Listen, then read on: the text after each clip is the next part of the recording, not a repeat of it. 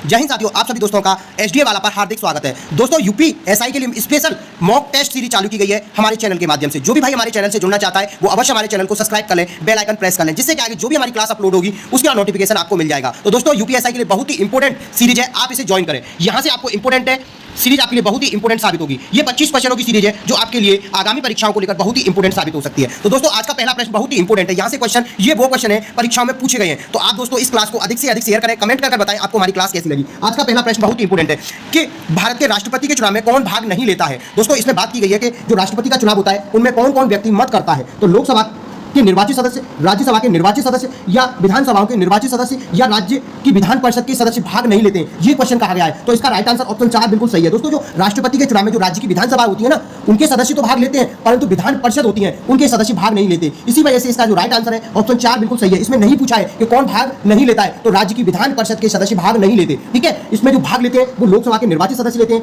राज्यसभा के निर्वाचित सदस्य लेते हैं, विधानसभाओं के निर्वाचित सदस्य भाग लेते हैं। तो दोस्तों बहुत ही इंपॉर्टेंट प्रश्न है। ठीक है, नेक्स्ट क्वेश्चन की ओर चलते हैं हम। दूसरा प्रश्न बहुत ही इंपॉर्टेंट है कि भारत में पहली बार जनगणना किस वर्ष शुरू हुई? 1580 में, 1750 में, 1872 में या 1857 में? तो दोस्तों जो भारत में पहली बार जनगणना शुरू हुई थी वो 1872 में हुई थी। कब हुई थी? 1872 में। इसका राइट आंसर है ऑप्शन 3 बिल्कुल करेक्ट है। कौन सा? ऑप्शन 3 बिल्कुल करेक्ट है। इस समय जो शासनकाल था वो था लॉर्ड मेयो का। ठीक है, अगर पूछ लेता है कि इस समय किसका शासनकाल था तो दोस्तों लॉर्ड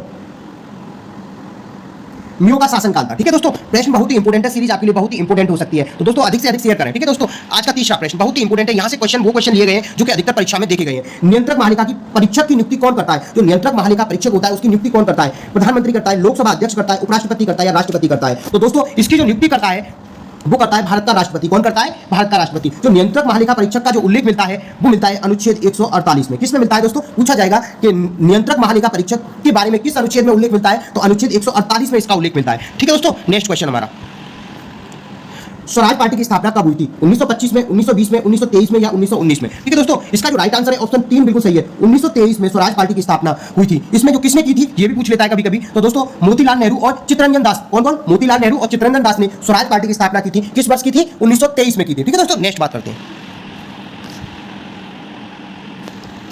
किस समझौते के अनुसार दलितों के जो प्रथम निर्वाचन व्यवस्था को समाप्त किया गया? दोस्तों डॉक्टर बी आर अम्बेडकर ने जो दलितों के लिए प्रथम निर्वाचन व्यवस्था की जो मांग की थी, ठीक है, उसको कब समाप्त किया गया? किस समझौते के अनुसार समाप्त किया गया? तो दोस्तों गोलमेज सम्मेलन द्वितीय, कैबिनेट मिशन द्वारा, पूना पैक्ट द्वारा या नेहरू रिपोर्ट द्वारा? तो दोस्तों इसका राइट आंसर ऑप्शन 3 बिल्कुल सही है। दोस्तों जो पूना पैक्ट हुआ था वो महात्मा गांधी और डॉक्टर बी आर अम्बेडकर के मध्य हुआ था। इसी में जो दलितों के लिए प्रथम निर्वाचन जो मंडल की मांग की गई थी उसको इस समझौते के माध्यम से समाप्त कर दिया गया था। कब हुआ था दोस्तों? पूना पैक्ट हुआ था 1932 में। पूछ लेता है कई बार ये क्वेश्चन पूछा गया है कि पूना पैक्ट किस किस के मध्य हुआ? तो दोस्तों महात्मा गांधी और डॉक्टर बी आर अम्बेडकर के मध्य हुआ था। कब हुआ था? 1932 में। ठीक है दोस्तों, नेक्स्ट बात करते हैं।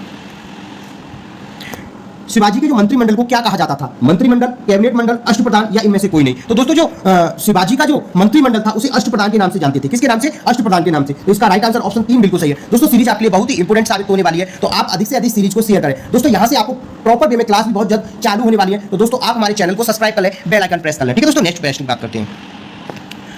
सिंधु घाटी सभ्यता के विनाश का कारण क्या रहा? व्यक्तियों का पलायन रहा, या बाढ़ को माना जाता है, या दोनों को माना जाता है, या इनमें से कोई नहीं? तो दोस्तों जो सिंधु घाटी सभ्यता है उसकी जो विनाश का कारण माना जाता है ऑप्शन 2 बिल्कुल सही है। जब उस समय सिंधु घाटी सभ्यता में बाढ़ आई थी उसके कारण उस सभ्यता का विनाश हुआ था। इसीलिए क्वेश्चन पूछा जाएगा कि सिंधु घाटी सभ्यता का विनाश का कारण क्या रहा, तो बाढ़ के कारण इस सभ्यता का विनाश हुआ। ठीक है दोस्तों, ऑप्शन 2 बिल्कुल करेक्ट है। ठीक है दोस्तों, सीरीज आपके लिए बहुत ही इंपॉर्टेंट होने वाली है। ठीक है दोस्तों, यहाँ से बात करते हैं नेक्स्ट क्वेश्चन। हड़प्पा किस नदी के किनारे? दोस्तों ये वो क्वेश्चन है जो कई बार परीक्षा में पूछे गए हैं। यूपीएसआई के लिए बहुत ही इंपॉर्टेंट है। यूपी पुलिस के लिए भी आप इस बैच को ज्वाइन कर सकते हैं। उसके लिए दोस्तों आपको हमारे चैनल को सब्सक्राइब करना होगा। तो सिंधु नदी के किनारे है,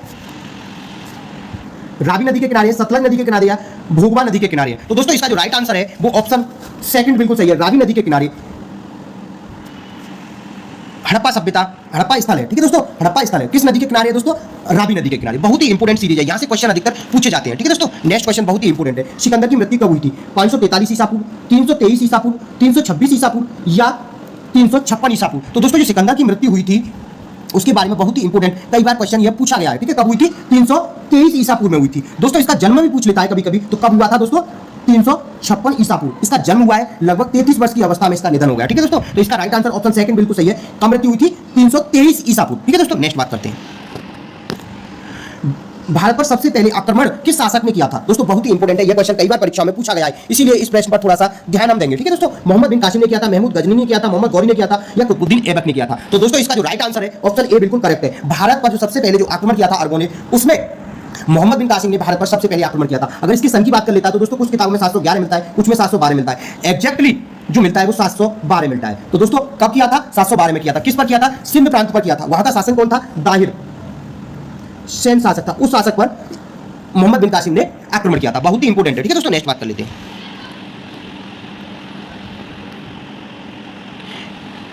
ये सीरीज आपके लिए बहुत ही इंपॉर्टेंट हो सकती है। ठीक है दोस्तों, यहां से हमारा नेक्स्ट क्वेश्चन है, किस संविधान संशोधन द्वारा अनुच्छेद 368 में संशोधन कर संसद को शक्तियों को बढ़ाया गया? 24वां संविधान संशोधन, 52वां संविधान संशोधन या 104वां संविधान संशोधन या 91वां संविधान संशोधन? तो दोस्तों जो अनुच्छेद 368 के द्वारा संसद की शक्तियों को बढ़ाया गया, कौन सा संशोधन किया गया? तो दोस्तों इसका राइट आंसर है ऑप्शन ए, बिल्कुल सही है। 24वां संविधान संशोधन हुआ था, जो कब हुआ था? 1971 में हुआ था। कब हुआ था? 1971 में। तो राइट आंसर ऑप्शन ए बिल्कुल करेक्ट है। ठीक है दोस्तों, नेक्स्ट बात करते हैं। क्वेश्चन सीरीज आपके लिए बहुत ही इंपॉर्टेंट है, यहां से क्वेश्चन अधिकतर पूछे जाते हैं। ठीक है दोस्तों, किस गवर्नर जनरल के शासनकाल में लॉर्डरी ऑफ लैप्स लागू किया गया था? तो दोस्तों लॉर्ड डलहौजी के में, लॉर्ड लिटन के में, लॉर्ड डफरिन के में या लॉर्ड कैनिंग के में? तो दोस्तों इस नियम को जो लागू किया गया था लॉर्ड डलहौजी के रूप में लागू किया गया था। उस समय इसके शासनकाल में इस चीज को लागू किया गया था। तो राइट आंसर ऑप्शन ए बिल्कुल सही है, लॉर्ड डलहौजी। ठीक है दोस्तों, भारत के संविधान में नीति निर्देशक तत्वों की प्रेरणा किस देश के संविधान से ली गई है? आयरलैंड के संविधान से, अमेरिका के संविधान से या रूस के संविधान से या ब्रिटेन के संविधान से? तो दोस्तों जो नीति निर्देशक तत्व है उनको किसके संविधान से लिया गया है? आयरलैंड के संविधान से, यानी ऑप्शन ए बिल्कुल करेक्ट है। ठीक है दोस्तों, किस शासक ने सबसे पहले खुद को सुल्तान की उपाधि दी? मोहम्मद बिन कासिम ने, इल्तुतमिश ने, कुतुबुद्दीन ऐबक ने या इनमें से कोई नहीं? तो दोस्तों इसका राइट आंसर ऑप्शन सेकंड बिल्कुल सही है। दोस्तों जो शासक था सुल्तान की उपाधि धारण की थी खुद ने अपने आप को, वो इल्तुतमिश ने। ठीक है दोस्तों, इसका राइट आंसर ऑप्शन सेकंड बिल्कुल सही है, इल्तुतमिश। ठीक है दोस्तों, नेक्स्ट बात करते हैं। भारत के मिसाइल मैन के नाम से किसे जाना जाता है? एपीजे अब्दुल कलाम, डॉक्टर ओमी जहांगीर भाभा, डॉक्टर विक्रम साराभाई या डॉक्टर सीवी रमन? तो दोस्तों जो मिसाइल मैन के नाम से जाना जाता है वो एपीजे अब्दुल कलाम को जाना जाता है। इसका राइट आंसर ऑप्शन ए बिल्कुल करेक्ट है। ठीक है दोस्तों, नेक्स्ट बात करते हैं। भारत में सर्वप्रथम राष्ट्रीय आय का अनुमान किसने लगाया था? महात्मा गांधी ने, दादाभाई नौरोजी ने, मोतीलाल नेहरू ने या सरदार वल्लभ भाई पटेल ने? तो दोस्तों इसका जो राइट आंसर है वो ऑप्शन सेकंड बिल्कुल सही है, दादाभाई नौरोजी ने प्रथम बार राष्ट्रीय आय का अनुमान लगाया था। ठीक है, नेक्स्ट बात। किस गुप्त शासक को भारत का नेपोलियन कहा जाता है? चंद्रगुप्त को, बिंबिसार को, समुद्रगुप्त को या इनमें से कोई नहीं? तो राइट आंसर ऑप्शन 3 बिल्कुल सही है, समुद्रगुप्त को भारत का नेपोलियन कहा जाता है। ठीक है दोस्तों, नेक्स्ट बात करते हैं। भारतीय संविधान के किस अनुच्छेद में राज्य के बारे में बताया गया है? दोस्तों भारत का कौन सा अनुच्छेद कहता है कि भारत एक राज्य है, या राज्य की परिभाषा के बारे में बताया गया है? ठीक है दोस्तों, अनुच्छेद 12, अनुच्छेद 10, अनुच्छेद 25 या अनुच्छेद 20? तो दोस्तों जब आप आर्टिकल्स 12 पढ़ेंगे, कौन सा अनुच्छेद 12 पढ़ेंगे, उसमें राज्य की परिभाषा के बारे में बताया गया है। तो राइट आंसर ऑप्शन ए बिल्कुल सही है। ठीक है दोस्तों, भारतीय संसद में संविधान संशोधन विधेयक किस बहुमत से पारित होता है? साधारण बहुमत से, विशेष बहुमत से, दोनों से या इनमें से कोई नहीं? तो दोस्तों जो भारतीय संसद में संविधान संशोधन का जो विधेयक आता है वो विशेष बहुमत से पारित होता है। किससे होता है? विशेष बहुमत से। तो इसका राइट आंसर ऑप्शन सेकंड बिल्कुल सही है। ठीक है दोस्तों, हमारा नेक्स्ट प्रश्न है, बहुत ही इंपॉर्टेंट है, कई बार पूछा गया है कि बुद्ध के बचपन का क्या नाम था? ठीक है दोस्तों, तो अश्वघोष, सिद्धार्थ, गौतम या देवदत्त? तो दोस्तों जो बुद्ध के बचपन का नाम था वो सिद्धार्थ था, यानी सेकंड क्वेश्चन इसका हमारा सेकंड राइट आंसर है। ठीक है दोस्तों, बहुत ही इंपॉर्टेंट है, कई बार ये पूछा गया कि बुद्ध के बचपन का नाम क्या था? तो सिद्धार्थ था। ठीक है दोस्तों, नेक्स्ट बात करते हैं। महात्मा गांधी ने किस गोलमेज सम्मेलन में भाग लिया था? प्रथम, द्वितीय या तृतीय या इनमें से कोई नहीं? 3 गोलमेज सम्मेलन हुए थे। तो दोस्तों महात्मा गांधी ने सेकंड गोलमेज सम्मेलन में भाग लिया था, यानी द्वितीय गोलमेज सम्मेलन में भाग लिया था। ठीक है दोस्तों, भीमराव अम्बेडकर एक ऐसे मात्र व्यक्ति थे जिन्होंने तीनों गोलमेज सम्मेलनों में भाग लिया था, जो कि लंदन में हुआ था। ठीक है दोस्तों, नेक्स्ट बात करते हैं। दक्षिण भारत का मैनचेस्टर किसे कहते हैं? कोयम्बटूर, बेंगलुरु, हैदराबाद या मुंबई? तो दोस्तों इसका राइट आंसर ऑप्शन ए बिल्कुल सही है, कोयम्बटूर को दक्षिण का मैनचेस्टर कहा जाता है। ठीक है दोस्तों, नेक्स्ट बात करते हैं। पानीपत का तृतीय युद्ध किस किस के मध्य लड़ा गया था? तो मराठा और अहमद शाह अब्दाली, अकबर, राणा प्रताप, मुगल, अंग्रेज, मराठा और मुगल? तो दोस्तों जो पानीपत का तृतीय युद्ध जो लड़ा गया था वो लड़ा गया था मराठा और अहमद शाह अब्दाली के मध्य लड़ा गया था। तो राइट आंसर ऑप्शन ए बिल्कुल करेक्ट है। कब लड़ा गया था? तो दोस्तों 1761 में लड़ा गया था। ठीक है, पूछ लेता है कि पानीपत का तृतीय युद्ध किस वर्ष लड़ा गया था? तो 1761 में लड़ा गया था, मराठा और अहमद शाह अब्दाली के मध्य लड़ा गया था। ठीक है दोस्तों, नेक्स्ट बात करते हैं। दोस्तों ये क्वेश्चन कई बार पूछा गया है, यहाँ पर बच्चे गलती कर देते हैं। भारतीय संविधान सभा में कुल महिला सदस्यों की संख्या कितनी थी? 12 थी, 14 थी, 16 थी या 15 थी? तो दोस्तों इसका राइट आंसर ऑप्शन 4 बिल्कुल सही है। कौन सा? जो संविधान सभा में महिला सदस्यों की संख्या कितनी थी? 15 थी। ठीक है दोस्तों, ऑप्शन कौन सा सही है दोस्तों? इसका 4 बिल्कुल सही है। ठीक है दोस्तों, नेक्स्ट बात करते हैं। स्वतंत्र भारत के प्रथम गवर्नर जनरल कौन थे? Lord Canning, Mountbatten, Lord Dufferin या लॉर्ड लिटन? तो दोस्तों स्वतंत्र भारत के जो प्रथम गवर्नर जनरल थे वो थे लॉर्ड माउंटबेटन, यानी सेकंड हमारा बिल्कुल राइट आंसर है। ठीक है, कब थे? 1947 से 48 तक यह रहे।